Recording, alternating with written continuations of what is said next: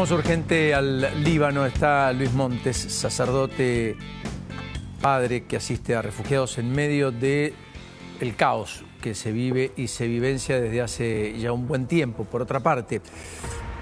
Y es argentino. Luis Montes. Luis, un abrazo a la distancia.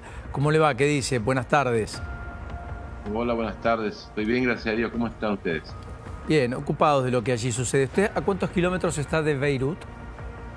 Estamos unos 25 kilómetros en la montaña. Desde acá se ve Beirut porque Beirut sale al mar y nosotros desde la montaña vemos el mar. Así que a veces vemos la humareda que salen de las explosiones. No siempre, la parte que sale al mar solamente. Escuchamos las explosiones un poco lejanas. O sea que aquí estamos seguros y por eso es que aquí traen refugiados, ¿no? Porque es un lugar seguro donde no van a bombardear. Correcto. ¿Y quiénes son los refugiados? Pónganos en contexto. ¿Quiénes son los que están allí, a los cuales ustedes asisten, acompañan, instruyen? Bueno, originariamente nosotros fundamos esta casa para gente abandonada, es decir, que tenemos ancianos, discapacitados, mujeres que han sufrido violencia doméstica, gente que está tratando de salir de adicciones, familias de sirios que estaban viviendo en la calle. Eso era lo primero, nuestra función primaria. El año pasado, cuando empezó la guerra, teníamos menos gente nosotros, recibimos hasta 150 refugiados del sur del país, todos africanos, la mayoría de Sudán y Etiopía, que estaban en el sur del país trabajando como mano de obra barata. Cuando se terminó esa primera guerra, muchos de ellos volvieron a sus patrias, muchos volvieron al sur a seguir trabajando y ahora los agarró de vuelta a la guerra y hemos recibido hasta ahora unos 70. Pero la casa ya está, digamos, a full porque tenemos gente durmiendo en el comedor, en colchones, todos amontonados. Nos está faltando el agua, problema de electricidad. Bueno, lo que pasa cuando una casa, por más que sea grande, tiene, no sé, ahora tenemos 115 personas en la casa. 115 personas. ¿Cómo se financia? ¿Cómo financian esa fantástica tarea humanitaria que llevan adelante en las condiciones que usted marcaba y con las personas que usted bien describía, Luis? Bueno, la parte de los refugiados en las dos guerras, de eso se encarga una asociación que tiene contactos con la ONU y reciben fondos. Ellos son los que traen los alimentos para ellos, etc. Ellos traen a Médicos Sin Fronteras para que los vean y los atiendan, etc. La parte de los residentes nuestros, que son 35, puesto que es una casa especial para gente que está abandonada, que no tiene modo de pagar, ¿sí? Nosotros vivimos de colaboraciones de la gente, tanto aquí del Líbano como de afuera. Vivimos pidiendo porque, imagínense, tenemos ancianos, hay algunos que toman 15 pastillas por día, o sea, en medicina se gasta muchísimo, por supuesto la comida que tiene que ser más o menos saludable. Todo eso hace que los gastos sean muchos y que entonces tengamos que nosotros movernos para conseguir. Por ejemplo, en estas veces que me han estado haciendo entrevistas, yo he aprovechado para invitar a la gente a visitar mi Instagram, Luis Montes Ive, Ive corta E, Luis Montes Ive. Y si alguno tiene interés en colaborar, me manda un mensaje y yo le digo, o un link de gente que está juntando ayuda para nosotros, o Western Union, o el modo que se pueda. Porque si bien es siempre difícil, ahora en guerra es mucho más difícil. Claro, definitivamente. Primero, Luis, admiración a la distancia. ¿Vos sos argentino? Sí, soy argentino del sur de la provincia de Buenos Aires. ¿Y de qué ciudad en particular?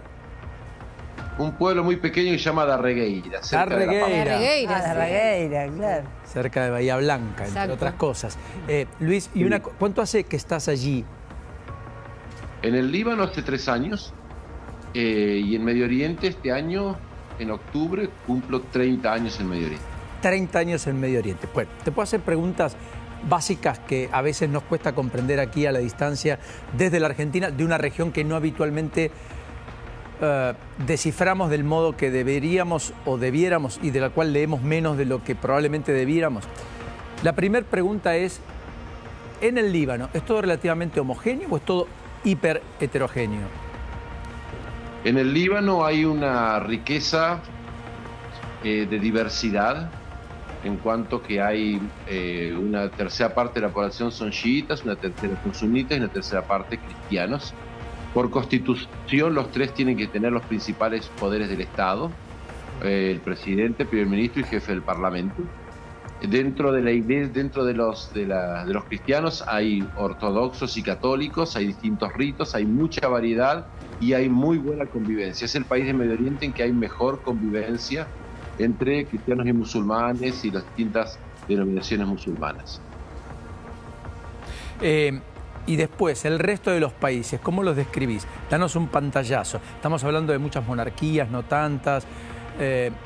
¿Hay alguno con democracia occidental, por ejemplo, como la concebimos aquí? Bueno, algunas dicen que las tienen, ¿no? Aunque no las tengan.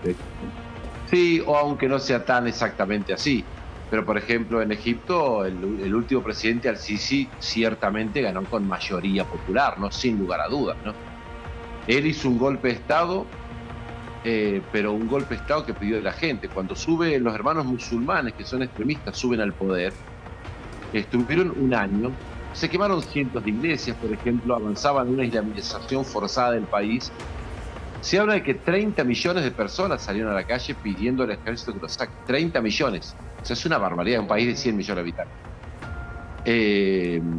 Y el presidente Al-Sisi, que era un militar, sacó a Morsi, lo puso preso después de elecciones y ganó, pero ciertamente tenía mucho apoyo popular.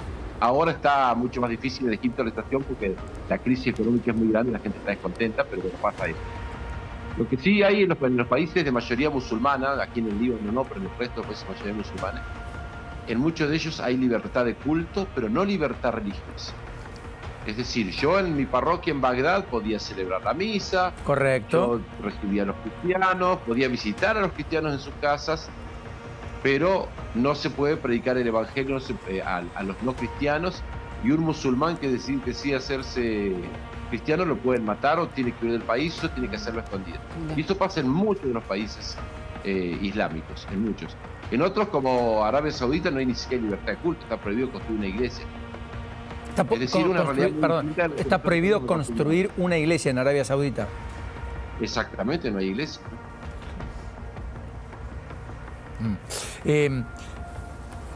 Luis, ¿te asediaron mucho las bombas en los últimos días? Porque ha habido ataques muy furiosos en el sur del Líbano. La situación, naturalmente, ha generado un centenar de víctimas. Algunos hablan de más de 1000 muertos, en particular en Beirut, donde vos bien narrabas, a veces observás la humareda de las explosiones, etcétera. ¿Qué es lo último que nos puedes decir a la distancia, más allá de estar a unos 25 kilómetros, como bien marcabas?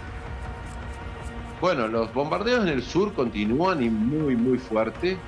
Han destruido el puente sobre el río Litani, están destruyendo casas para que la gente no pueda volver. De hecho, muchos libaneses dicen que Israel no se va a retirar del sur del Líbano y se va a quedar con una parte del Líbano. Muchos lo dicen, no sé si se cumplirá o no, pero es lo que se comenta aquí, ¿sí? Es más, cuando empezó la guerra los bombardeos aumentaron, pero desde la guerra anterior hasta ahora los bombardeos no se frenaron. Había todas las semanas bombardeos, todas las semanas. Ahora son pero mucho más intensos. Y antes era solamente en el sur, ahora son en el sur, en el Valle del Beja, son en Beirut, ¿sí? Muy fuertes, destruyendo edificios enteros, arrasando ciudades en el sur, arrasando pueblos enteros. Nosotros, ¿qué ocurre? Nosotros eso lo vemos de lejos. A veces hemos visto pasar algunos misiles por encima nuestro, escuchamos las explosiones medio lejanas, vemos esas columnas de humo que sale. De hecho, no tendríamos refugiados si esto fuese un lugar inseguro. Eso en la montaña, un pueblito perdido, cristiano, donde no van a bombardear. Entonces nosotros en ese sentido no experimentamos la guerra como peligro para nosotros, para la gente que vive con nosotros. Lo que sí experimentamos es el dolor de la gente, que además de la terrible crisis económica que viene hace varios años, se suma ahora esto, que es muerte, destrucción, refugiados.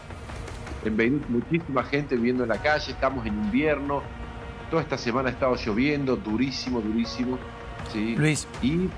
Y sobre todo la pérdida de esperanza de la gente. Muchos jóvenes se quieren ir porque dicen, hace un año tuve una guerra, menos de un año. Claro. Vuelve a tener la guerra ahora, quién sabe cuándo será la próxima. Eso trae mucha desazón y es muy destructivo para la psicología de las personas. Enorme abrazo, Luis. Muchas gracias por esta generosidad y delicadeza para con nosotros. Admiración por la tarea a la distancia. Hasta la próxima. Por favor, gracias por nosotros.